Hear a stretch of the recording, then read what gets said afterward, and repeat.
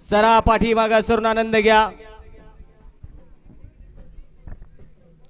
सुटला semi final 4 सुटला आणि 4 मध्ये 6 गाड्या आणि 6 गाड्यात लढत चालू आहे. कोण होतो या ठिकाणी फायनलला पात्र.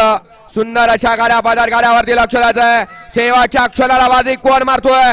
आदेश सुंदर आणि बलेडा बाजे मारले. लढत झाली. माग पळत होता. निकालात चिकाटला.